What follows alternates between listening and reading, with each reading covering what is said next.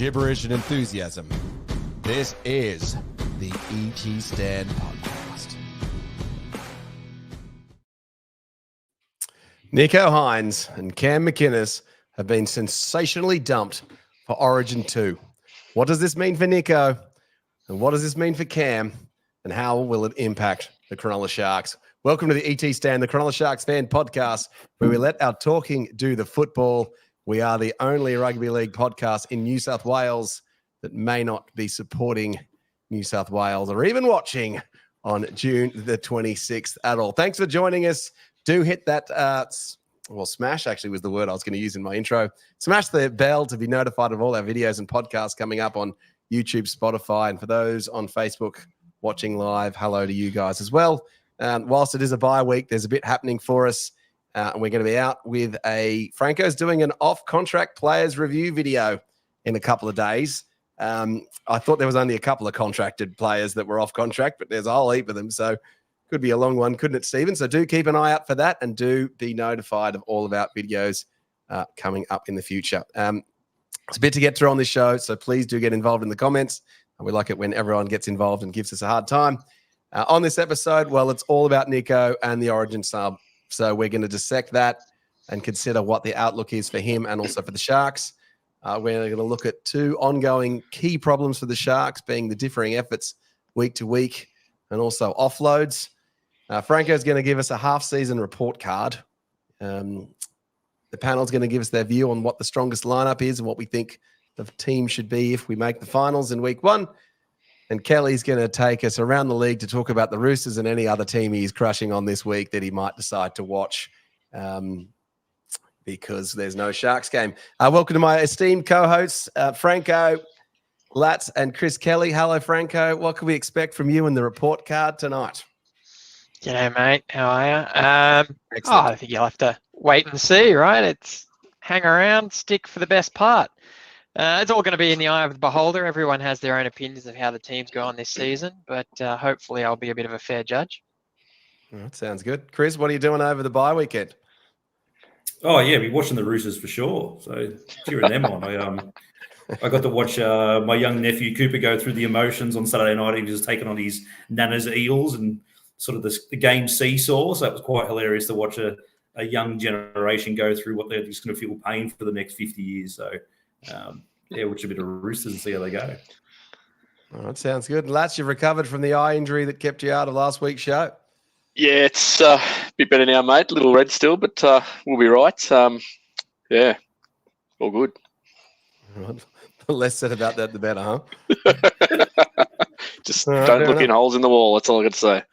All right, fair enough. All right, well, with that said, we did miss you last week. Whenever I tried to do this, Ashles, I'd never do it justice. So let's get into the week in socials. Sharks news, according to what you can see on social media, with man of the people, Scott Latino. Take us away, my friend.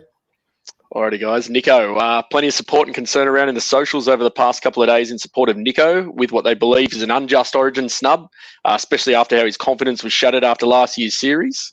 Many believing Nicho had nothing to work with and that the game was over at the 7-minute mark when Swali was sent off, which Mitchell Moses actually came out in the media a couple of days ago and alluded to, and even called out that Nicho was made a bit of a scapegoat there. So that's pretty big of him to do that from Origin camp. There are a few negative posts in the groups, however, during and after the Dolphins game directed at Nicho, which were quickly shot down by his supporters. Alrighty, Maguire's decision to also drop Cam McInnes had Sharks fans and New South Wales fans in general scratching their heads, with Cam being one of the strongest players, I thought, for New South Wales in game one. We kind of expected Nicho, given how the media had treated him and how hard they came down on him, but Cam took us all by surprise. And as a result, there are plenty of Sharks fans across the socials stating that they'll be barracking for the Maroons in game two.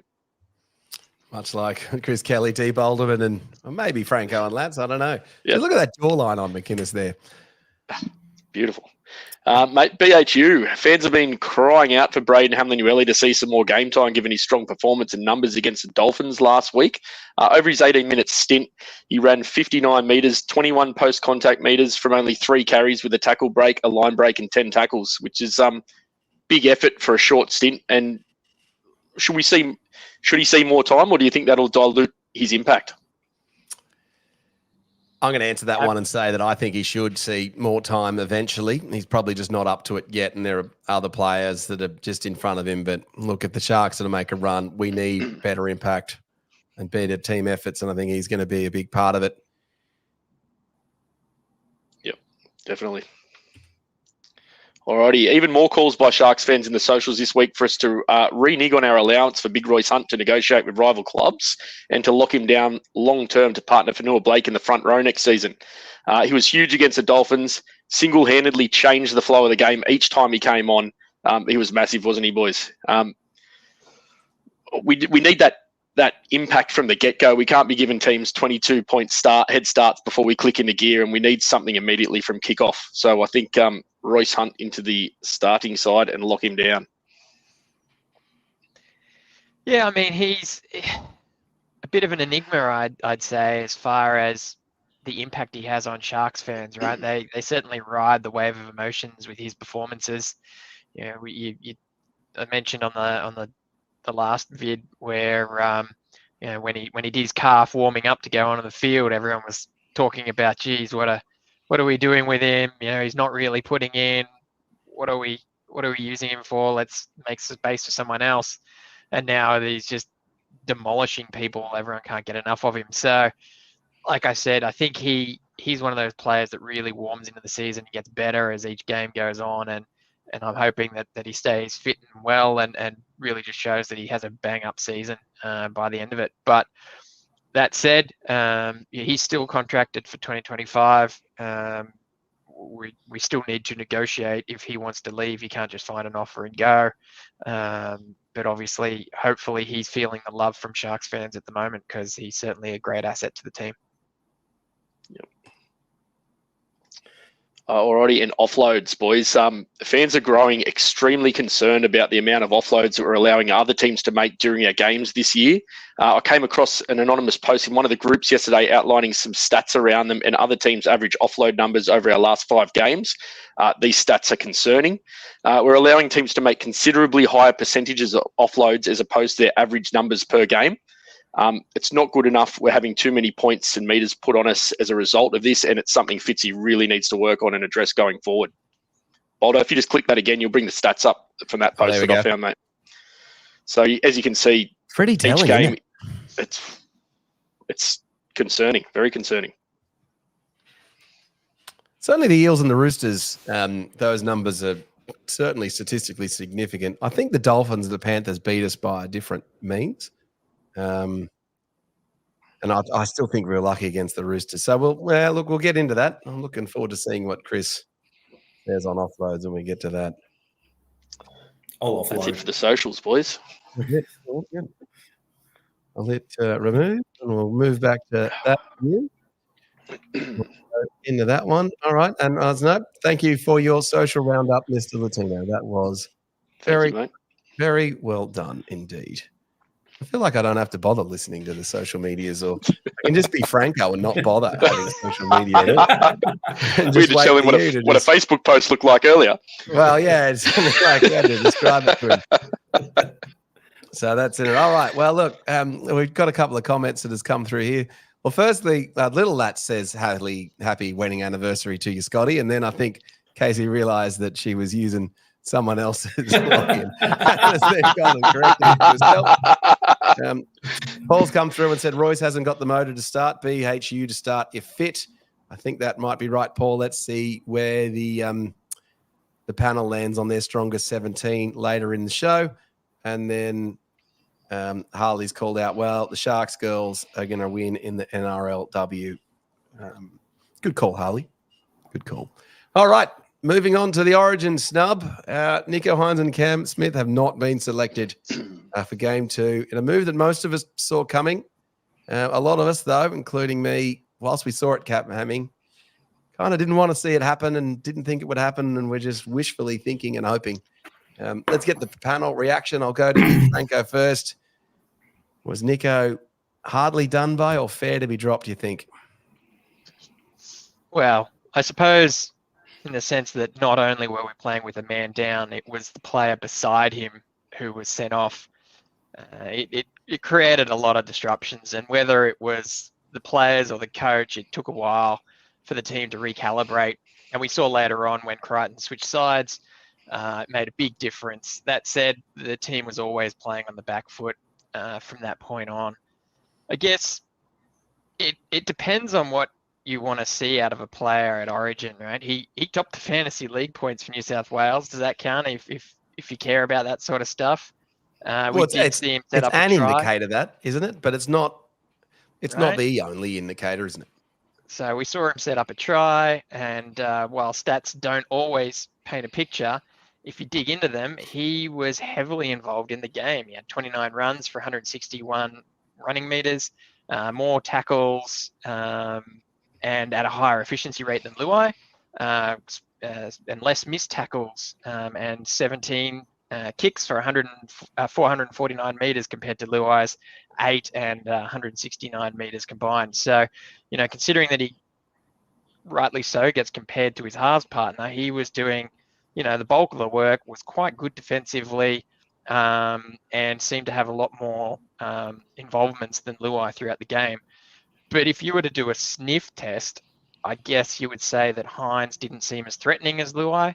And also, with all of that involvement, unfortunately, it means you're front and center when it comes to the critiquing and criticizing of the game.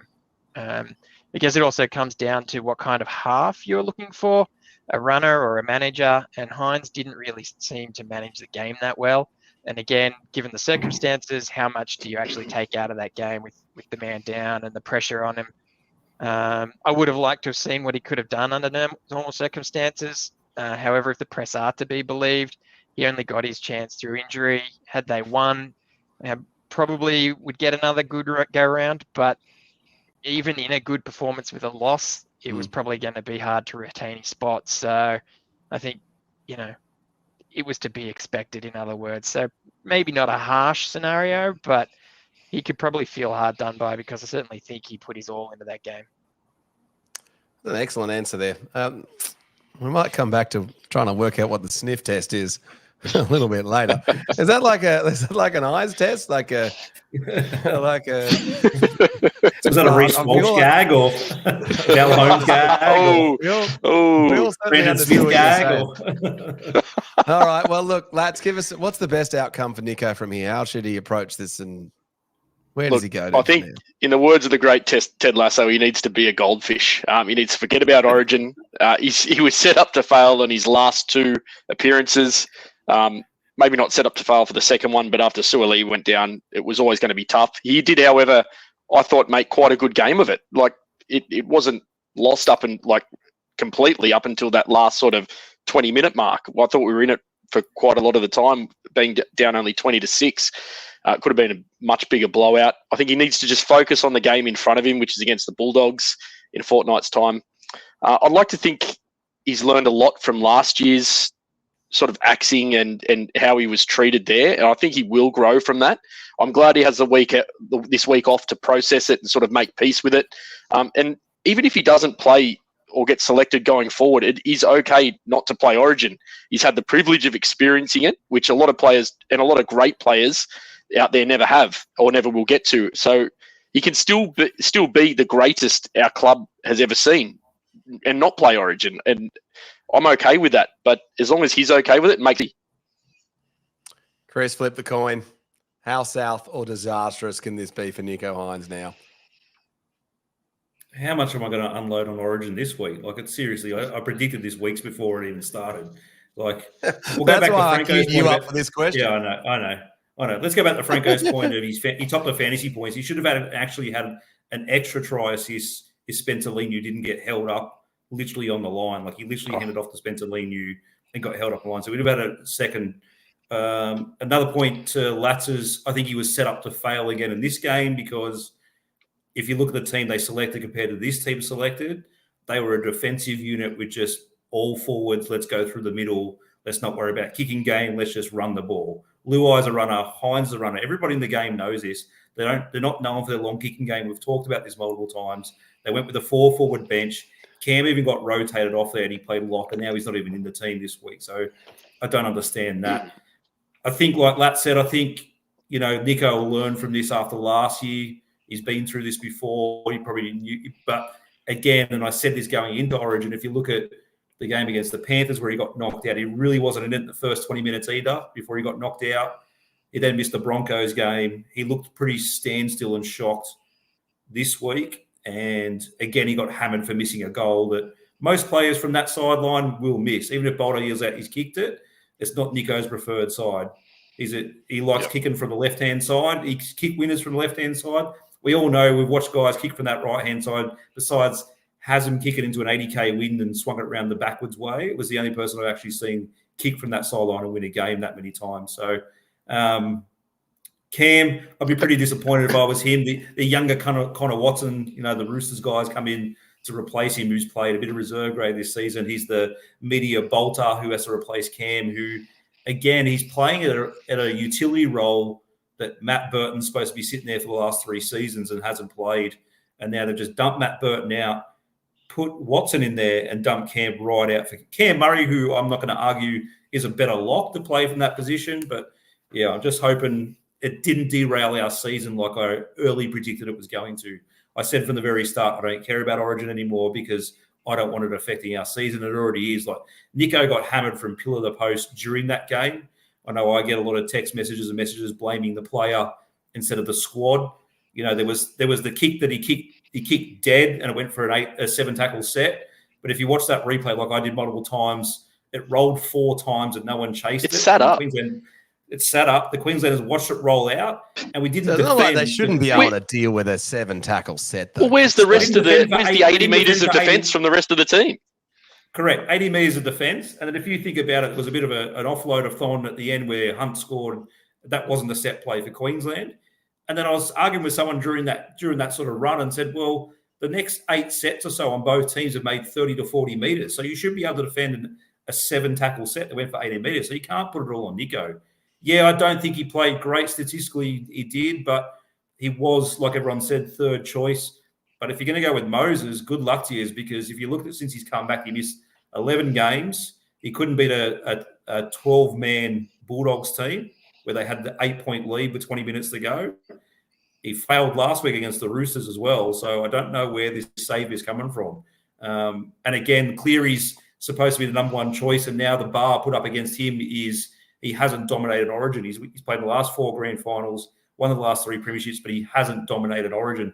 I don't know what barometer that is, but it's just the standard New South Wales of, well, let's dump out 4 or 5 players and try and make it work. They'll do it again for game 3. If we don't win game 2, they'll stick the same team barring injury. But if game 3, if we lose, they'll dump another 4 or 5 players out, bring someone in, probably win game 3 and celebrate. That should be the team next season. And then we'll go back around on the merry-go-round. That's why I can't stand Origin anymore, because Moses has been there in winning games. So has Cody Walker, but they're not series players. They're butt-end players. So both Moses and Walker have been in winning games that have been games, dead rubbers. Not series. Yeah, dead rubbers. So we'll go around the same rigmarole again, and I'm just over it. Just get rid of it. Because, again, we all talk about Origin all week, and so do the media talk about it, but there's 5 other games this weekend that it just gets put to the side. Like, the competition's still going. If you want to talk about Origin all week, let's stop the competition. There's 5 other games going on. You are I can't stand it. Just an absolute, the game is 10 days away. They start talking about Origin, and I'm like, well, there's 5 other games this weekend that you guys need to promote as part of your television deal. It's insane. That's certainly true. I think it's rant over. Part rant over. Well, I think what worries me about the Origin scenario now for the Sharks is just if Nico does take it to heart. Like, we've seen what happened when Kamali threw the intercept. The entire Sharks season just fell apart.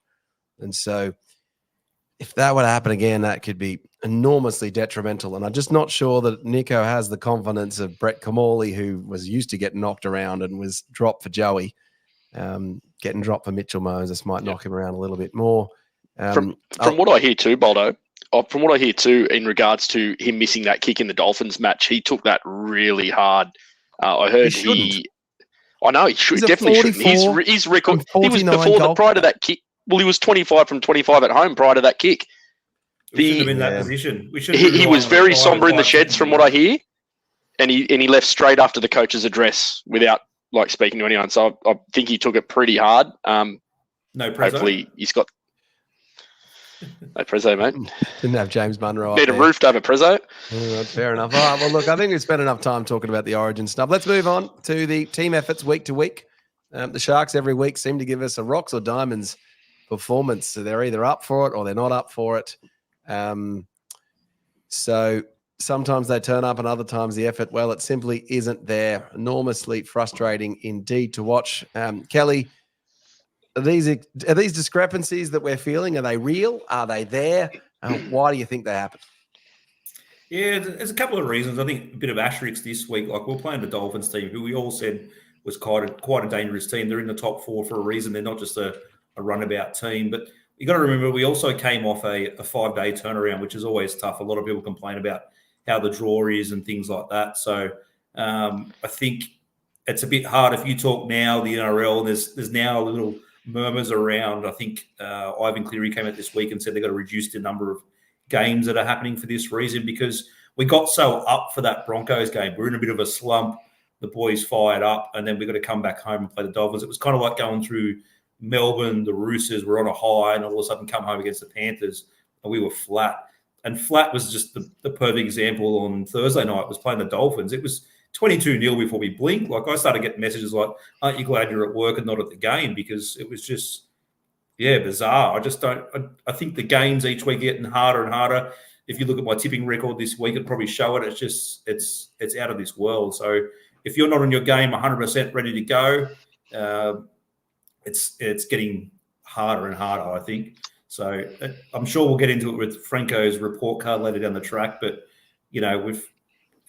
sometimes they look towards the bye. Like I said, we come off a big win against Brisbane, and then there's the eve of Origin coming up, and cold Thursday night, expected to win, but Was it a big win against Brisbane, though? Are Brisbane actually hopeless in hindsight? It was a big win. It was we were in a slump. If we lost that, the knives would be out for us. Whilst it was a big win, I don't think we beat as good a team as we think.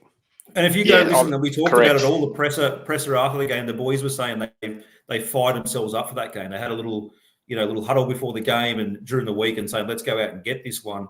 It takes a lot out of the tank. And again, flying up to Brisbane, we got another Suncorp win, come back to Cronulla, and you're playing 5 days later. It's pretty tough. And as Paul says here, if we bring this one up, he says Fitzy has to be made accountable and fix those slow starts. If he doesn't, we'll fail again come September. No excuse for the 3 poor starts at home. While Paul's correct there, mentioning that Broncos game, we were on fire from the beginning of the whistle. It was a real team effort to just go 100 miles an hour from the start. And that kind of intensity and that energy is probably something that we as a club are not yet accustomed to be able to do that week in, week out. So, yeah, it was a good effort against the Broncos.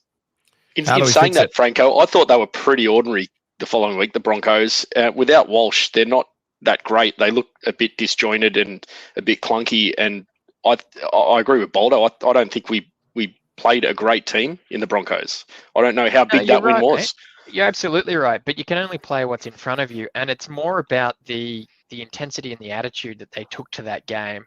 That was something that you look at those last 2 games that we'd lost. Everyone's talking about how flat we looked, how slow we looked. We went up there, and while they might not have been on their A game, still it's at Suncorp. Still, you've got potentially 50,000 fans yelling for penalties and for any kind of inch the ref might give you. You got to be on your game. You got to be trying to do everything at 100%, and the team really stood up and did what they needed to do to win. So sure, the Broncos weren't on their game without Walsh and haven't been great this season, but it's still, you've still got to put in the effort. You've still got to try and do your best. So, and I think the team really did that at that point. But they didn't do it against the Dolphins, Franko. So how do you fix that? They didn't. No, but that's what Kelly was saying, right? You get up and then you get a bit flat after that. The travel, the short turnaround, all of these are excuses that probably shouldn't be lent on too hard. But that is one of those things that you need to sort of, I guess, address through repetition.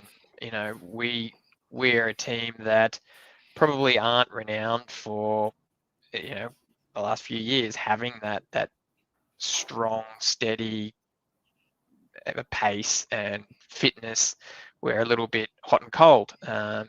But we'll get there. We'll work on that.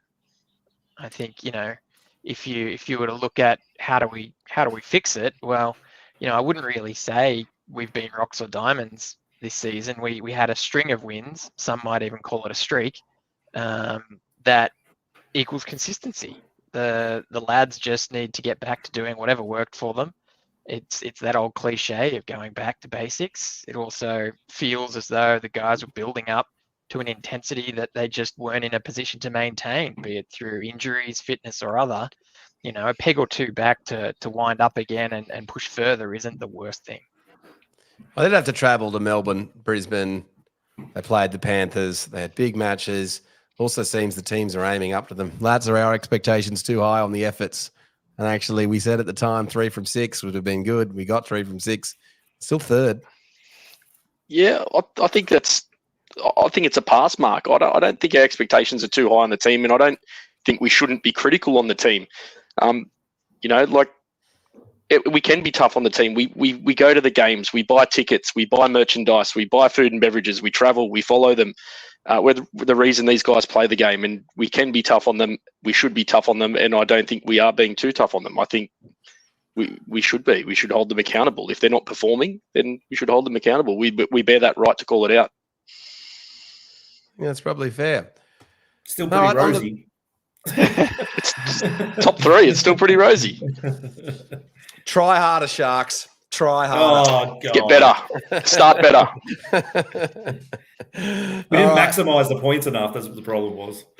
Well, maybe. I don't know if that's going to help us enough after you might have convinced me last week, actually, Chris. All right, look, it's been identified that the Sharks are struggling with containing the offload with a couple of matches, most notably the Parramatta Eels getting a whole bunch of offloads against the Sharks. Been called out in the social media, and Lat's called it earlier. Roosters and the Eels were certainly the ones that hurt us. I feel like the Panthers and Dolphins found another way to beat the Sharks. Lats, you were always good for an offload. Why do offloads hurt us so much in rugby league? They create that. They create that. Chris Kelly will tell you from the under 10s at Dealer, but I loved an offload. But look, they hurt us. They create that second phase play, which leads to plenty more tries, plenty more meters from the attacking team. Well, I'll liken it to sort of a Shark situation. You look at a player like Nakora. He's a great support player. He takes a late offload. He runs that line behind the offloader, which already has 3 people up in the line tackling. There's a huge gap there. We need to wrap him up. It's just two or 3 players still trying to wrap up these passer. The gap's there to go straight through, and quite often it will lead to many more meters for us, which we saw Nakora on the edge last week, actually, or it will lead to Nakora usually scoring a try, which he's been a bit light on this year, but it just creates that real second phase that is really hard to shut down when you're rolling back. We're allowing too many of them, and it's a strong contributing factor behind us letting these teams get out to these big leads, and we need to wrap the ball up. I think Fitzy needs to change tactics there in defence. All right, fair enough. Chris, who's the league's best exponent of the offloads, and how do we stop them? Yeah, I think this year and again, going back to the Dolphins game, it was 22-0 after 18 minutes. Back in the day of even 5 years ago, 10 years ago, that was sort of all she wrote. See you later, the game's over. Now with the 6 again, the rule's a little bit different. Teams throw the ball around, they have a lot more offloads. Funnily enough, I've got the stats in front of me. So for the guys calling us too many offloads, probably against us, but let's go with the league. So the best team in the comp for offloads are Parramatta Eels. They are first in offloads. Now, where are they sitting in the ladder? Doesn't matter. Parramatta doesn't matter.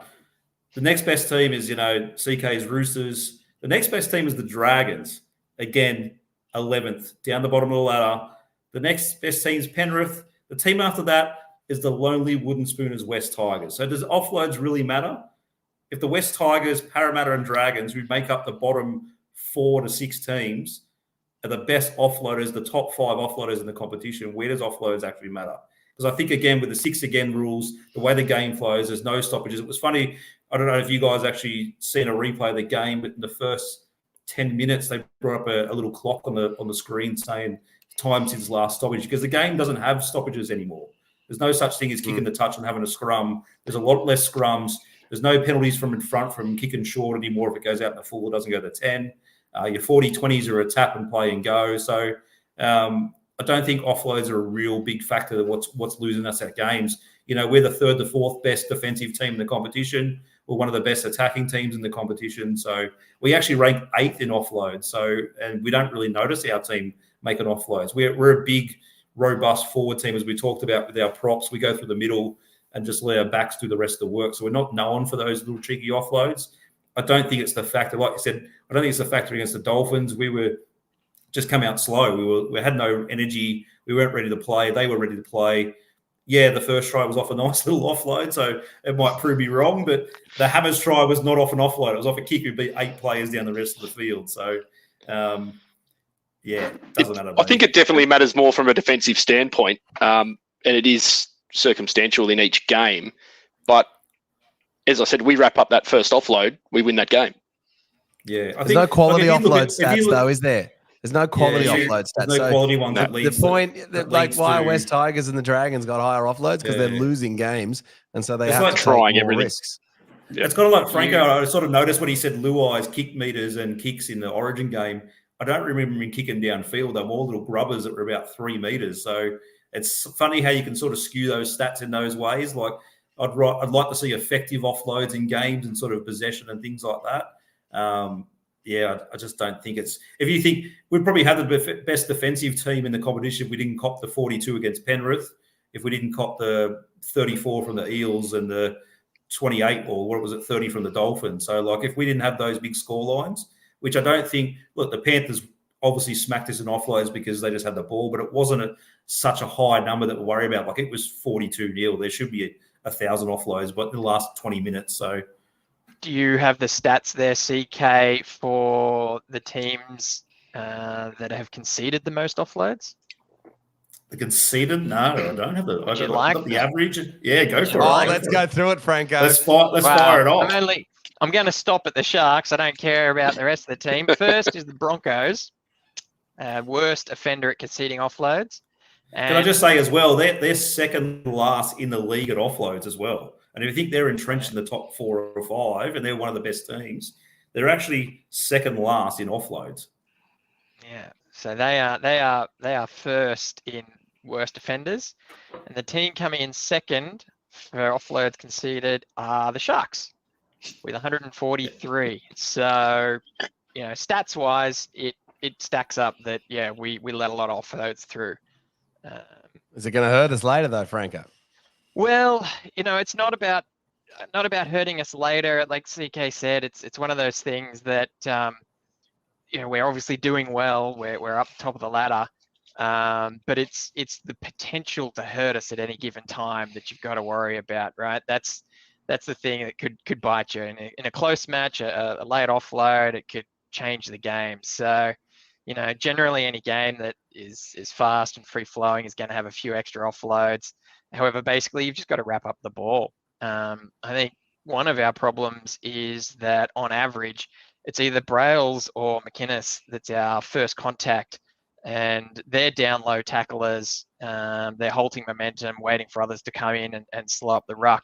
Unfortunately, they're also leaving the ball carrier free to offload.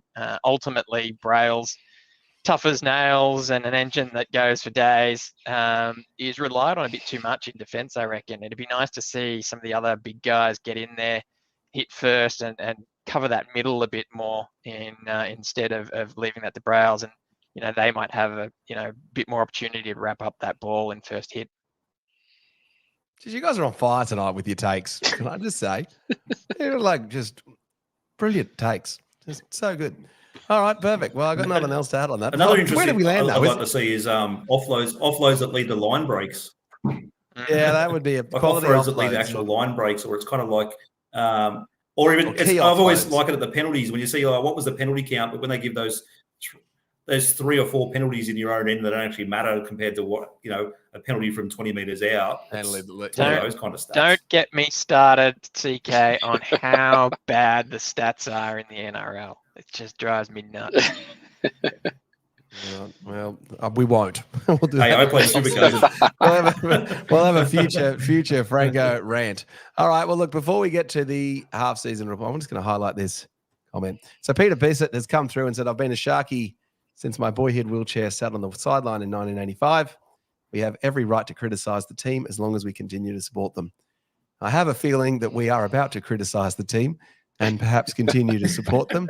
But in this next segment, Franko's half-season report card. We are just past the halfway mark for the NRL season with the Sharks sitting in third position. Some called it, some were optimistic, others were more pessimistic. Esteemed Shark panelist on the ET stand, Stephen Franklin, is going to give us his report card and grade on the Sharks season so far. Rightio. Well, I guess class is in session. I would say Give us those stats. If I had some good stats, Kelly, I would. I'd say at the start of the season, I'm probably more on the optimistic side than the pessimistic side. The season started out with a gritty come-from-behind win away against the Wars. A round one win for us is as rare as hen's teeth. So not only was it a good win, we were taking that as a good omen. Round two, we did what was expected of us against the Bulldogs. And then in round three, the Tigers punched us in the guts with a 32-6 shellacking.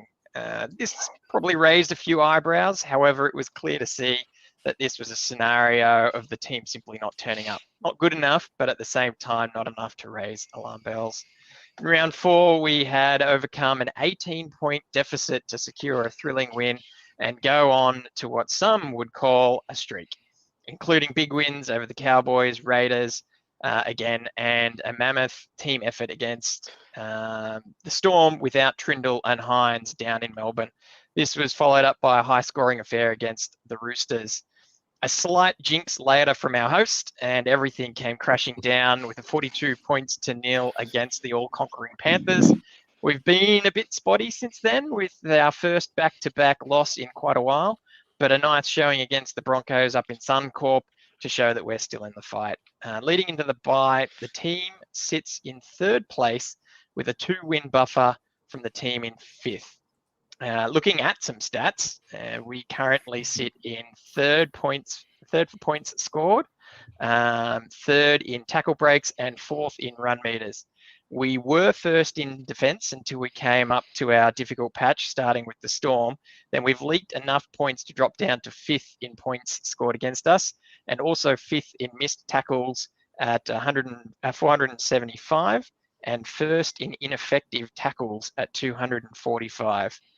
We are second for completion rate, though, and we've seen how that helps us with our composure in playing a stronger second half to our first halves. That's really sort of kept us in a lot of these games. Individually, I'd say Nico has had a great year and he's absolutely nailing it with his conversions. The last heartbreaker excluded, obviously. Brayley has had one of his better years, taking control of more games, being more active around the ruck. However, it still seems like he's doing too much defence, with third most tackles in the league. But in saying that, he's also touched the ball more than anyone in the league, so he's certainly a key part of the team. Hazelton began the season off with a flyer, starting most games of the season and racking up the tries. And our bench, no matter what the makeup, has really made an impact, something we've been missing in previous years. We had a bit of a hiccup as we were going on a run, but Atkinson stepped up and really showed he's got what it takes, not only to fill in, but to also succeed. Another to step up in a time of need was Iro. His performances have really created a selection headache, showing that we have some real options to play around with in the makeup of the team. Also worth noting is that Stone Street got his debut. The squad as a whole is really quite strong, and I can't really tell you the last time we had the talent run this deep. Starting the season off, if you told me at this point we'd be third, I'd be happy and I'd take that. I think most Sharks fans would. However, with a few missteps along the way, I'd say we'll rue the losses to the Tigers and the Dolphins. Wins there, and it would have had us sitting outright first. Ultimately, it comes down to how we've gone versus how I felt we should have gone. In hindsight, we've done tremendously. It's probably an A+. However, Wow. knowing how we've been playing, where we could have been, and what our option of changes and challenges were. I think we have to dock them a grade and go down to an A. It's still good, but not as good as someone coming in cold, looking at where we are and rating the season might have given us.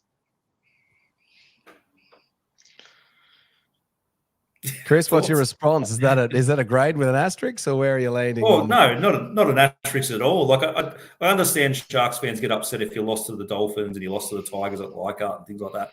But like Franko said, if you looked blindly at the ladder at this point of the season, you saw 3 losses, you're not really going to be upset. You expect it was going to be against the heavyweights. We obviously knocked off 2 of them out of the 3. So, yeah, we are. Like we're kind of flying under the radar a little bit.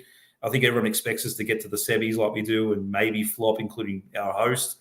But we just have to see how we go. So I predicted we're going to be in this position. I know Franko did as well, so I'm not too upset. Again, we're fingers crossed we haven't hit the sort of injury sort of plague, and we're not going through an origin. So happy days from my side. Very good. Lads, give us your reaction to that grade. Mate, I don't know if I should be commenting on report cards. I spent most of my high school days trying to hide mine from my parents. And I succeeded on, I think, the last 3 years worth. But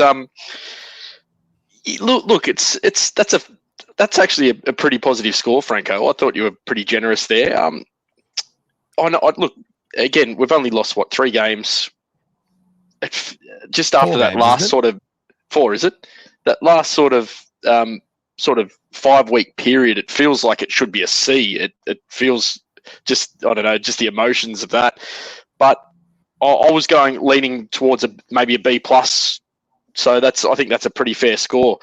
I thought we'd go very well this year. I thought we'd even end up minor premiers. It has shown a few little inconsistencies, but overall it's been positive. I think that's pretty fair.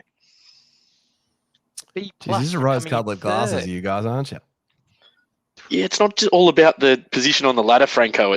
There's other things there to think of too. I definitely agree with his comment for Franko's take on the depth of the squad. I don't feel like we have a player getting injured and then with, oh, geez, who's coming into the team at this point? It's like, the players that are coming in are arguably better The boy wonder. than the players that got dropped, obviously, other than the 7, the 1, and the 9. If we lost them, we'd be in a little bit of trouble. But all of the other players are pretty much good enough. I think I certainly would have snapped your hand off at a 3rd placed halfway mark position, not being as optimistic as the rest of my esteemed panel.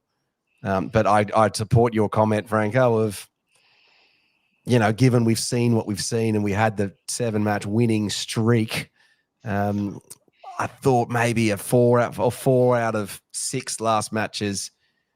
It's just amazing what a difference that Dolphins kick and a win in extra time might have just given us for the outlook. It might have been an A+, and we would have all been singing the praises. But look, the Sharks, we are in it.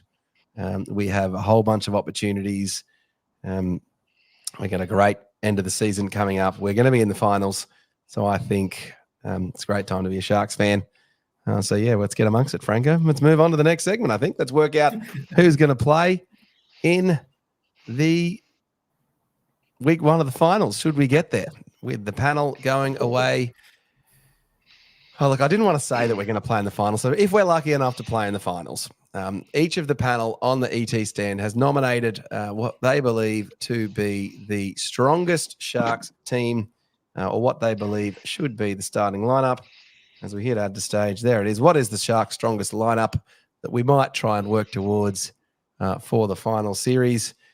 We're going to reveal player by player. I think the contentious positions are going to become obvious pretty quickly. All right, let's get through it. All right, so in fullback, well, we all said Will Kennedy. No surprises there. In terms of the wingers, we all picked Sione Katoa and Ronaldo Mulatalo as well. I'll get to his reveal in a second. In terms of the centres, we all picked Ramian. All of us bar one have picked Kale Iro, except for you, Franko. You are still He's running. Get smacked for this. You are Blue still four's coming for you, Franko. You are still running. The whole you just set the whole forum on fire. You're still running with this. I think it's actually worth calling out. Actually, we'll get to. Actually, I'll put your comment up. I'll put the comment up about the Sharks forwards from you in a minute, Paul, and the others about the forwards. Yeah, Franko, what's your response, or what's your pitch on Talakai and the centres? I just feel as though he needs to be in the team. He's an 80-minute player. Those first couple of weeks, he was out and out, our best on ground, and he would not have moved unless we got hit with some injuries and he needed to fill in and help out in other spots. Great that he's flexible. Great that he's able to be. I love it, Paul. Yeah, for Spotify listeners, Paul has said no, Franko. But Paul, yes, buddy, come on. We knew it was coming from you, Paul. He has got to. He's got to be on the team. He's got to be on the park. And unfortunately, with everyone fit and healthy, I think putting him on the bench is a bit of a wasted spot for another big bopper to be able to come on. You know, we talk about his versatility. He can still be versatile from that center position in moving around. I don't think that's a problem. And I think it gives us, you know, we're talking about slow starts and impact off the bench and whatever. He just gives us impact for 80 minutes, right? So having him there is great, but also gives us another opportunity to have maybe, you know, another, you know, impact benchy that can give us a quick fire 20 minutes and just turn the momentum of a game. So that's my reasoning. All right, fair enough. Well, I've got a different take on Talakai, so we'll get to that in a little bit. Well, why should Iro be there over Talakai? Anyone? Statistically, he's better. Just statistically, what's that? Super coach, he's been better. He's been complete player. He's good defensively. I thought Talakai. Franko, I dare to go back and watch the Hammer highlights like I've watched 18,000 times, and I know Trindle has a good impression of beginners having a Superman dive at Hammer, but the next player who grabbed clean air was one Talakai right in the middle of the park there. Him and 6 other players. I mean, I'm just saying they were the first line of defense. So how did Iro go in stopping the Hammer? How did Iro go in stopping the Hammer? Well, he was part of the chase. He got taken out by didn't stop. He got taken out by Big Tommy. He got taken out by Big Tommy. Wasn't that Mulatalo got taken out? Mulatalo got taken out. But I, you know what? I'll never say no because I did like Talakai as a centre. I thought we talked about his statistically soft hands, the try assist. But like many people have said, it's kind of hard turning the Titanic around sometimes. So Paul has come through with another. I think Paul is just ripping his hair out of here. Paul's convinced me. Paul has convinced me as well because Talakai is not a centre. Paul, can you please do the dial-in next time Franko's on post debrief? And just our A- has convinced me he's not a centre. Well, I think it's a fair point in terms of getting the most value out of Talakai. That's not certainly wrong. I think Kyle Iro has shown enough. So from those effort plays, we just get to work on his creativity. Maybe if we had a better attacking coach, Franko, we'd get him in there. All right, let's move on to the next. I think there's no. I'm shocked that Lats didn't put Talakai over Ramian, but. I was expecting Marween Harodi to make the team, actually. All right. Well, everyone had Ronaldo Mulatalo as their wingers, and then everyone picked Braden Trindle. So the Daniel Atkinson fanboys are no longer around. We're all locked on Trindle. I think that's right. I think we've seen enough from Trindle the last couple of weeks. Now, this is I'm going to just highlight this comment from SJD. I've been sitting on this one. SJD has come through and commenting, I don't get this unwritten rule that starting props have to last 20 minutes. Royce needs to start for initial impact, especially considering how Paul starts. Ueli can start with him. All right, so SJD's given us his comment on who he thinks should start as the props. Well done, coach. Well done. I think this is going to be a contentious one of all of them.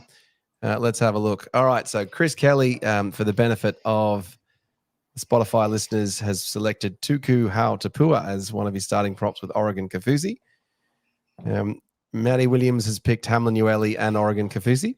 Franko has also picked Oregon Kafusi and Toby Rudolph. Lats has picked Hamlin Ueli and Royce Hunt. And then I have picked Hamlin Ueli and Rudolph. Goodness, where the hell do we start talking about that? Kelly, why don't you talk us through your pick of Oregon Kafusi and why maybe start on both of them, actually. All right. So obviously Kafusi's been starting, and I think he's done quite well as a strong starter. He doesn't seem to gas out like the other guys kind of do. You'll see later as my bench comes along what I've actually done. I was close to putting Jack Williams in at 8 for a bit of impact and a bit more leg speed, but I think Canberra does that and Teague does that such a good job that I actually went with the other big guy in Tupahua. He is a massive unit, and I very much agree with SJD. Given our slow start, I'd like to see a couple of big guys in Kafusi and Tupahua starting the first 10 to 15 minutes. I'd like to see someone rotate out after at least the maximum 15 minutes and bring one of our impact guys on in Ueli or Royce Hunt quite early onto the game, because you'll see my bench, there is a player I've left out, and I'll go in an explanation about that. But, yeah, I think we start with the 2 big bookends like most teams do and then sort of rotate out. Lads, you've got an alternative selection completely of Hamlin, Ueli and Royce Hunt. Talk us through mate. that. Just as SJD said, mate, I think we need that impact from the get-go. We've been lacking in weeks gone by. Royce was fierce. Ueli was great, had some really good runs. His numbers, they don't lie. And I think they would make the biggest impact for us at the start of the game. And, that's why I went with those guys. Franko, Toby Rudolph's form worries me, but I think if we're going to make a shake in the finals, he's got to be in the starting team. Is that your rationale, or you've got other additions to that? I just feel, I know we're talking about impact and trying to get off on a good start. I feel that Rudolph is one of those players that, when we were singing the praises of the bench, he was one of those guys that came on and did a good job. But ultimately, I think he plays better when he gets a feel for the game. And normally those players get that feel by starting the game and warming up to it. And I think he's just, he's probably a week by week prospect. He was the hardest one for me to place in this team, just because I think it just comes down to how his toes going, how his calf is going. When he's fit and firing, he's I reckon a starter all day long, and hopefully we're talking about finals, but really this list is our strongest 17 fit and healthy, and if he's fit and healthy, I think he's a starter. He does well in defense, he does well in attack, and he's got a good motor. So he's able there to keep one of the positions up strong. If something happens, we need to do an interchange, he's able to hold on one end. Fair enough. All right, well, I've just given a spoiler away that we've all selected Blake Rayleigh as the hooker, which is obviously no surprise. And then the back row was we've all landed on Nakura and Wilton as well as the back rower selections. And then the lock forward position, one of us is different. So I'm going to talk through We know that. I'm going to talk through, well, this is true. Where's Paul? Where's Paul? Well, I got this idea from you, Franko, originally, but I now think that this is a good idea, and I'm going to do my best to explain it. Hopefully not get it interrupted whilst I try and explain it. Put him on mute. I love you, Hurry mate. up. We know how that Might ends. need to tell the Spotify listeners what you're explaining. Okay, so I've picked, good call, Franko. So I've picked, I think we should run with Talakai as the 13 or a middle forward. And every other esteemed colleague of mine has named Cam McInnes on their starting lineup at position 13 lock forward. The reason why I think we should run with Talakai is that we can then run a 3 forward rotation as the first interchange. So on my setup, you would bench Ueli, Rudolph, and Talakai first, and then you would bring Cam McInnes on at the 20th minute, and then you play Cam McInnes for the rest of the game. So you don't have to run 2 interchanges with Cam playing 60 minutes. You only have to run 1. So then if you run 1 interchange with Cam McInnes, it effectively gives you 1 later. So then what you can do is that at the halftime, mate, back to the idea of the 20 minutes, you can then bring, so you put Royce and Toby or whoever it is, the bench forwards on. Then you can bring Tapua and Talakai on at halftime. You still leave Cam on. And then you put your 2 other forwards. So that's effectively 7 substitutions. And that leaves you with 1 spare substitution left at the end, which either can be an injury player. So either Cam McInnes playing in one of the half positions, Talakai playing in the backs if you need him to, or you've got the option to bring on whoever is in the best form of Royce and Talakai on for the last 5-7 minutes of the match. And that's my thinking behind playing Talakai as centre, as lock forward. And I think that actually gets us better value out of Cam McInnes because it gives him 60 minutes on the field, which is more minutes than he might be currently getting, is my thinking. I think he can do it, but I don't think he'd be a pick over McInnes from me. A guy that tops the tackle count and also tackle effectiveness and completion, getting 60 minutes. Just no, you pretty much made. But he got 60 minutes the other week, didn't he? That was off the back of Origins. Back of Origin game. He's backing up. Yeah. I also think you need to give your top guys a break, and so giving Cam a rest and only asking 60 minutes of him rather than 80. You just classify Cam as a top guy. Yeah. Well, you're a top guy, lads. I also think this is everything because I know how you feel about Cam. Well, this is my solution for unlocking the best out of Talakai and also getting the best out of Cam, and also fixing the substitutions, because that's my strategy on the substitutions. All right, well, look, we don't claim to be right, but that's my idea. All right, on to the next. All right, onto the bench. Love obviously got Cam McInnes. And then we've got Sifa Talakai. Well, actually, I might just run and just present everyone's bench. Kelly, why don't you talk us through your bench setup first? Yeah, well, unfortunately at this stage, I think the healthiest team, like Franko spoke on, Toby just doesn't make my squad at the moment. And I'm a massive Toby fan. I love Toby Rudolph. Great for the club, great for promotion. But he just seems to be struggling fitness-wise this season. He seems to be falling behind and just sort of blowing. And I don't like when him and Tommy both start, because they both fall into that 15, 20-minute trap that SGD spoke on, that it just seems like we sort of lose that through the middle. I think that's why I went with Talakai, Hazelwood, that we can all fire him up from the bench from the ET stand like we like to do, and that nice impact. And I think Royce Hunt and Ueli are loving that role of coming on, smashing through it when the other guys are tired, running off the back fence and making that real big impact. It's the same with Talakai. I like him coming off the bench, providing an impact. And I think that's why I said we just start with a couple of big bookends to start for that first 15, 20 minutes and bring the other guys on when the other teams are a bit tired these days. So that's my impact. I think it works, but again, we're not experts. Unfortunately, Jack Williams, although I said he was going to start at 8 maybe for my team, didn't make the squad either. So apologies, Jack. But yeah, it was just, that was more of a tactic sort of thing, that we could start with a running sort of second row / front forwards. Depends what team we're playing in the finals. I know the Storm start big Nas on the bench at the moment. They've only got big Chameleon starting as well. So it is something we can look at. But yeah, I think it just depends on opponent. But this would be my semi-final team. I mean, it just leads precedence to me having Talakai in the centres. Too many good big boppers to fit in your team, CK, right? You've dropped Rudolph, you've dropped Jack Williams, all just to accommodate Talakai on the bench. You've dropped the strike centre. You dropped the strike centre in Kailiro. What's he striking? How many tries has he scored? How many assists has he got? I'm pretty sure you were part of the bandwagon. Hang on. I'm pretty sure you're part of the Sharks bandwagon, given that he's a local, well, not a local, but he's a junior. You'd be screaming for him to play first grade, and he's in first grade. And as soon as he's in there, you want to dump him out for the other guy. I think you got to go back, look at the tape. I am a big fan of juniors and kids going through pathways, but Talakai is just he can't complete that if he's not playing. Sorry. A couple of comments that come through. Paul's come through just firstly in reaction to my Sifa Talakai at lock forward. He just said no comment. I think he's lost more of his hair. My top 12. My top 12 said, but Cam's the captain. I would probably switch Nico to be the captain, actually, as the long-term captain of the Sharks, but that is a discussion for another day. Paul then just giving us even more a hard time. I think that was talking to you, Chris. And then I think Williams called this out too, that he wouldn't be surprised if Jesse Colquhoun gets a run. That comment coming through from Paul. He's been way too good for New South Wales Cup.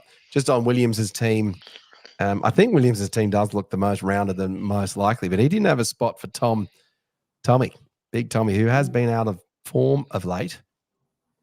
And you can argue that Tommy's not as good as the rest of those guys. I think that's a fair comment. He's only had a few defensive slip-ups. He's still had some pretty good carries.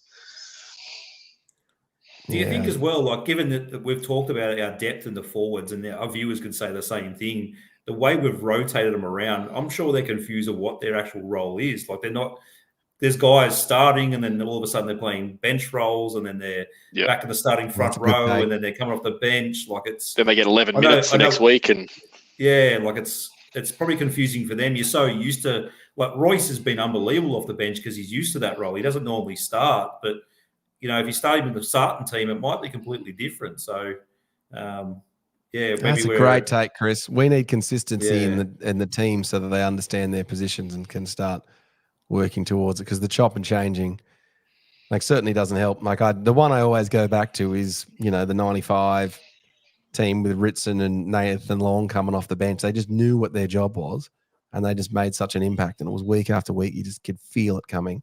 And as much as we're getting a bit of curry over Talakai, he's great as a second row, he's great as a centre, he's great as an impact, but he probably doesn't know where his best role is either at this stage because he's played all three this season so far.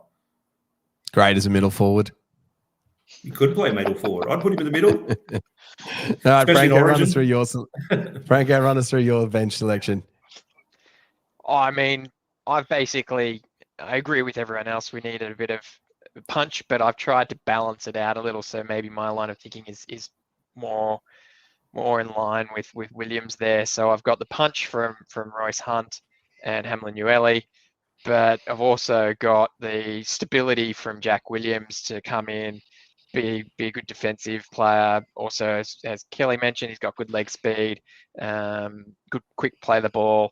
So he's sort of, no pun intended, jack of all trades. And certainly is there to fill both, middle forwards and edge if needed. And then, it's going to sound funny, but Tom Hazelwood, he's got that little bit of X factor. He can score a try. He can fire up. I think you'll find that he's going to be a big game player in front of a crowd. The cheers, that cult status is going to get him fired up, and I think he's going to come running with steam coming out of his ears. That's no spot in your team for Tuku Hau-Tapua? No, my son's favourite player. He's going to kill me for this. But no, I couldn't find a spot for him or Jack. And actually, just speaking to Paul's comment, I did consider Jesse Colquhoun and asked me in 6 weeks' time if he might get a couple of first-grade games. Who knows? But just because he hasn't played due to injury and he has been in those lower grades. I thought Toby Rudolph, I know he's been off the last couple of weeks, but I thought there was a couple of stints there. He's been really strong. He competes. He goes really hard. I've left Tom Hazelton Wood, and Kafusi and Talakai on the bench. Hence the reason that's allowed me to have Ueli and Hunt for initial impact. And I think Tommy's better suited on the bench as that impact player. And and Sifa gets the bench spot, which, hearing him interviewed the other day, he's more than happy to have as long as he's doing his job for his team.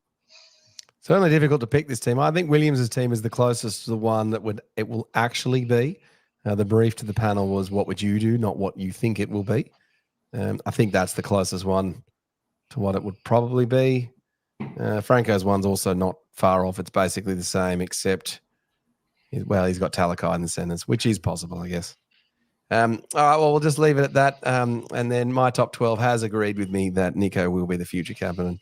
I probably actually would have made Nico the co-captain the minute that Finucane was retiring, actually, is what I probably would have done. But I think we've done the subject. I know we didn't do it we did do it when Finucane was there and it was co-captains, but it's probably just taken the pressure off him. He's already doing enough out there. He's the general of the team. Let someone experienced like Cam do it. So, I don't think he minds. He's still the poster boy. He definitely is the poster boy. All right. Well, look, we don't certainly claim to think that we can pick those and get them right. And we know that SJD, Coach Fitzgibbon, well, other than you, Franko, you're just always right. Even when I never thought I'd see the day he's dumping juniors out of the team, but anyway. What about me stealing Franko's inclusion? Idea? I stole Franko's idea of Talakai should be the lock and start as a middle forward, and then he completely abandons it and just taunts me. No. I said I think he could do it. I said I think he could do it, but I just think Captain's proven his worth there, and I've got him in at centre. So, maybe if I wasn't allowed to have him at centre, maybe I'll go to fisticuffs with Paul and chuck him in at lock with you, mate. But as it stands, I've got a spot for him. You fight enough of the fans, mate. All right, fair enough. SJD's come through, saying that his bench is Atco, Wilton, Tukes, Toby, Sifa second row, Ueli Hunt to start. I know you won't let him run it. Ueli Hunt, yeah, that's not a bad looking team. Yeah, bench is Wilton. All right, that's pretty tough. All right, cool. All right, good work, SJD. All right, look, last segment of the show. For all the Sharks fans this weekend, the Sharks do have the bye. So what do we need to know going in? Well, I'd hope so. What do we need to know going into the bye weekend in terms of a league roundup? Chris Kelly gives us his league roundup. What's happening this weekend or around the league? Well, of course, I presented a nice little slideshow for you as usual. So, oh, did you? Oh, goodness. Oh, mate, sorry, you didn't get. Did you? Did you actually do a slideshow? Of course, I did. All right, hold on. Let me just pull it up. Well, while he's doing that, obviously the big talk is Shorigin this week, which is obviously next week, and there's still, like I touched on before, there's still 5 games coming into this weekend. So all the talk is about Origin and their selections. And once Boulder gets the teams up, you can go around the grounds and discuss our current Origin selections because Queensland's come up and. Mate, he makes me do this nice little slideshow for all our viewers. I didn't realise that you'd done that. I didn't have it booted up. Yeah, you asked me to do some homework on the day off. What did you call it? It's just always where it always is in the around the league. Around, it's not around, is it? Oh God! CK around the league. Here it is. I've got it. I've got this because he hasn't seen it, so this is even better. I can't wait. Hey, did you read the run sheet? Yeah, do you even read the notes? You read the notes. All right. Okay, all right, buffheads. Okay, you give my own segment. I've got to have slides. Okay, all right. Okay, so we're going to start it again so that we can chop this later for YouTube. Okay, so the Cronulla Sharks have got a bye this weekend. So Chris Kelly is going to give us his Around the League segment so that we can learn everything we need to know about other league matches that we might care about this weekend. Chris, take it away. All right, so obviously all the talk is around State of Origin and their selections this week, or obviously next week. So we've got the teams there in the team list. So obviously a couple of changes to the Blues teams with Dylan Edwards coming back in for Teddy, Latrell Mitchell replacing the Suali'i, Mitchell Moses replacing our Nico Hines, Reece Robinson still at hooker, Cameron Murray 1 game back, straight in the lock. Connor Watson is the media bolter, Yao, Olakawatu and Linu. So we've locked out our own Cam McGuinness, Nico Hines, obviously Suali'i from suspension, and Hudson Young goes back to the Canberra Raiders. Reece Walsh returns for Queensland. They stick with their same back line, their winning team, Dearden, Cherry Evans in the halves, Cotter, Lindsay Collins, Ben Hunt, Sewer, Nanai, Carrigan, Harry Grant still on the bench. Fodawaker comes in, Kafusi comes in, and Latz's favourite GH player in Kurt Capewell. Obviously, Fafita still misses out on a spot in there, and they've actually let Selwyn Cobbo have a rest because he's a little bit injured. So see how it goes. Games down in Melbourne because why wouldn't you play Queensland versus New South Wales in Melbourne? Makes so much sense. I think Kurt Capewell's a good pick for Queensland, yeah. Chris. Well, it's interesting you dropped Cobbo.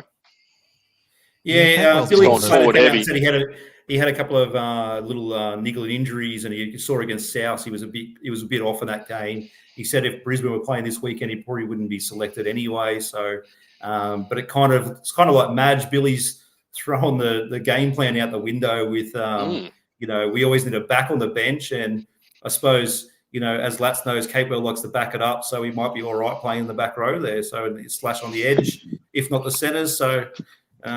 We'll go from there. Franco, thoughts on Origin? Look, obviously the no Sharks things I mentioned before the last Origin game. I always watch Origin with a little bit more interest when there's a Sharks player involved. No Sharks players involved, less interest. It is still an event. I will still grab a bag of popcorn and a beer and sit down in front of the TV and watch it. But as mentioned at the top of the show, I don't know how I feel. I don't know if I'm just going to be like, you know what, maybe it would be a nice gotcha if Queensland win again. I'm sure once the kickoff begins, I'll be rooting for New South Wales. But geez, I'm on the fence right now. Give us a tip, Franco. What do you think? Down in Melbourne. I actually don't see much improvement outside of Cam Murray. I think Queensland win it. I think Let's they we win it. know. We know the new players for Queensland like to give the tip. So, what's your tip, mate? Yeah, mate. I think Queensland win it. I hope Queensland win it. Queensland are laughing at us in the socials. It's all about how reactive Madge is, dropping players. We don't have culture. We don't get it. And I hope Queensland win. Boldo, we know you love Origin tip. I'm going to tip Queensland, and I hope Queensland win, and I hope New South Wales gets absolutely smashed. Beautiful. I don't like that team. I don't like the Panthers. I don't like Latrell. I don't like Manly. I don't like Payne Haas. Cameron Murray annoys me. Connor Watson's overrated. Like, I just hate all those New South Wales guys. Like, why the hell would I go for that team? Those guys suck. It's interesting as Still well. can't believe no Matt Burton. Well, it's interesting. We tapped on Cam playing captain for the Sharks, and Jake Trebojevic is the captain of New South Wales, and he played all of 21 to 23 minutes in the first game. So, and again, Cam started at lock but then come off. But then Connor Watson's playing the utility role that Matt Burton could have played. Isaiah Yo's not a bench player. It's just a mess. Who knows? It's an absolute mess. Yeah, it's a mess. Scramble, and Madge is in over his head. Yeah. Media team, I've got you really. on board. I've got you on board. I hate Origin. It's the best. so for Damn you! I didn't even know it was happening. This has been the culmination of an 8-week campaign. Chris Kelly has been on a streak, and he's finally won. He's got us all to just hate Origin. All right, well, I might have Any of our listeners or viewers, if you're over 40, you'll get it. You'll get how much you just end up hating Origin. I've seen the light. It's ridiculous. All right, fair enough. All right, on to the next. What do we got next, Bodo? What do we got in there? I don't know. Should I be worried? Really? Oh, God. Oh, God. So the big news is Leichhardt's getting their $40 million upgrade as part of the government's approved to improve Leichhardt. You can see Boldo doesn't care. He's quite happy about it, though. He's dancing his way. For our Spotify listeners, I need you to come on and have a look at the clip. It's one of the great gifts I've ever made of Boldo dancing at Leichhardt during a Sharks victory. None of the Tigers fans are enjoying it. Everyone else is not sure what kind of dance move this is. In the He's not happy. He's covering his ears. So I don't know how loud you'll be in Boldo, but if Spotify listeners, it kind of looks like Elaine from Seinfeld dancing. So that's his victory dance. So obviously Leichhardt's been approved to get an upgrade of $40 million. I'm sure all of us can attest being at Leichhardt on a full day is great, but $40 million is an absolute drop in the ocean for that place. They're down half capacity for corporates. Their toilets don't work. They don't have bars. It's all hills. I don't know where $40 million actually goes into it. I know they had a heated discussion about it on 360 on Monday because Brent Reed was quite adamant, like myself, that that's not really going to do much. But, you know, it's a romantic ground. It was great on the weekend when they were playing the Titans. You know, and we can attest as being a suburban ground supporters, don't get rid of them, keep them going. So, yeah, that's the news on Leichhardt getting a little upgrade. God, I hope this segment quickly ends. Can I just say, Paul, I actually went to that match. Hold on, where is it? The match. Haven't cared. Been interested in Origin since. Oh, I thought you were saying have been interested in Leichhardt Oval since Wally Lewis played there. But yeah, all right. Yeah, I've been interested in Origin since. Paul, there's a pure example. Wally Lewis was considered one of the greatest rugby league players, only due to his origin, but he was terrible in standard seasons playing the Seagulls, and also didn't get a chance. What are you talking about? Wally Lewis was good. Where? What premiership has he got? He's got all those Brisbane comp premierships. Broncos were unlucky in that first season. Correct. Yeah. Anyway, all right, we move on. We move on. And obviously last week was a beanie for brain cancer at the Mark Hughes Foundation with everyone buying beanies. Unfortunately, I didn't get to a ground, so I didn't get one. I probably should buy one online. I actually prefer the females over the males. I don't know who's designing the colours for those guys this season because the boys were just brown and the girls were quite nice. But I think they're unisex now, so we'll go with that. So they raised $3.1 million. There's 135,000 beanies sold. Sportsbet, probably for me and Lats, tipped in 66,000 after 66 tries. And there was a big trek. Was a walk from Sydney to Newcastle, raised 230,000. So 3.1 million raised. It's pretty good. It was good to see that Mark Hughes was there on Thursday night at the Sharks game, obviously for the first game, and selling the beanies. And it was a young fella got to take the match ball out to the middle of the ground who's been suffering from it. So it's a great cause. Everyone gets behind it. It's one of those good ones. So yes, Franko? While it is for a good cause, I have to raise my distaste for the fact that they ousted the Bratwurst van for their beanie sales table. Oh, the Bratwurst van. I was Bratwurst wondering van, why where we didn't was get. it? Well, I was I wondering couldn't why we find didn't it. talk about that. That's the so worst. annoying. How good is Oh, the As long as there was- Bratwurst van? man. You know As what? long as there One was of the chips on a best stick. things at the ground. Yeah. We are gonna in the off season. We're gonna rate. We're gonna do the tiers of Shark Park food. What's it where? Oh, Yeah, the Bratwurst interesting van. enough, they got a Zembrero food truck now because it's one of our sponsors. So I find that the quite good. Bratwurst So van. I Bratwurst, was come wondering on, why- get a beanie. How many? Come on, Franco, you should have had some beanies on you. Like you should have. Franco, you were very cold last week too. You were freezing. You were absolutely freezing. You charged it off at the end of full time, also in disgust, and also just wanted to check you, see yourself on television. All right, on to the You can next. see him you can see him in disgust of looking at Nico trying to line up the goal. So he wasn't happy that Katoa scored. All right, that's everything in the league roundup, Chris. That was it around the league. Again, everything's focused on Origin, so we thought we'd touch on it. Yeah, no, good shout. Good take. All right, perfect. All right, well, let's just go through some of the comments. We had some good comments here from our dear friend Maddie, who's asked us on the stats, how many off leads lead to teams taking the 2? I don't know, but that is a really good stat, Matthew. I think that is certainly worth calling out. And then Maddie calls out, well, the run sheet also always has an asterisk. Yep, funny bastard, you, Matthew. All right, perfect. Before I round up the show, I just want to give a shout out to the Cornell Stingrays for their efforts at Bunnings at Tarrant Point. On the weekend, they were raising money for their 12 under 12s team that is going to the Cook Islands. They've got 3 or 4 pallets of gear that they're taking to the Cook Islands to donate boots and other football-related items. They've got, I think it's 2 games that they're playing. I think it's at least 2 whilst they're playing overseas. And can I just say that the sausage sambo that they were making was elite level of good. Dr. Boulderman and I did go down to Bunnings just for a sausage sizzle, and we ended up buying 2. So shout out to the Cornell Stingrays and the good work you're doing. It's just a good example of the cool, fun stuff that you see from rugby league clubs around the community of the Shire at times. So that's a good one. Good work, gang. If they were offering a bratwurst, would you take the bratwurst over the Oh, it would have been 3 bratwurst. Beanie? Oh, I tell you what, the lady that cooked the choc chip muffins and the Cornell Stingrays, those choc chip muffins were the best I've ever had. I also might have bought 2 of them too. Good. We know our dear friend Leanne Penfold's quite involved in the Stingrays as well. So, oh, really? Is it Leanne, baby? All the kids play there. She plays for the women's team, so she's quite heavily involved. So, oh goodness. Yeah. Well, all the Penfold kids run around with the Stingrays. How about that? Yeah. Well, I didn't know that. Well, I'm a big fan of Leanne and Trent Penfold, so legends. Franco, anything from you before we wrap the show? Oh, I'd just like to give a bit of a thanks to Lats. He's picked me up a little Sharky statue there, supporter statue from Coles or Woolies or somewhere. There's been a few gripes that I don't have enough Sharks gear behind me, but there's one there, right there.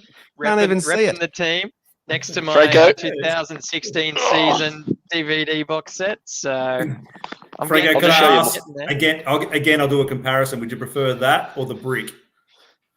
I'd love the brick. I'd love the brick. But this, If anyone out there has is, a brick, at least Lats is trying to make up for it, unlike you two bozos. Franco, the day I handed you that statue, the cat knocked mine off the thing and broke its tail off. Oh no! And he's a bit crook at the knees, but all good. yeah, fair enough. All right, anything from you, lads, before we get out of here? No, mate, that's all good for me, mate.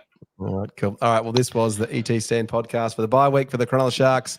Do hit the like and subscribe button if you've made it this far in the video to be notified of all our upcoming videos and Spotify podcast. Keep an eye and ear out for Franco's off-contract players that's going to drop over the weekend.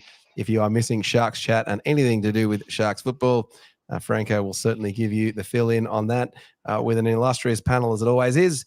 And we'll be back next week with Maddie doing a Cronulla Sharks Chronicles of a Bulldogs match. And then we'll have the ET Stand regular podcast on Tuesday nights as well. Thanks everyone for watching and having fun with us. Cronulla Sharks will be back. Don't bother watching Origin. Up Cronulla. See you next time, guys. For over 50 years, people have come to see the Sharks play.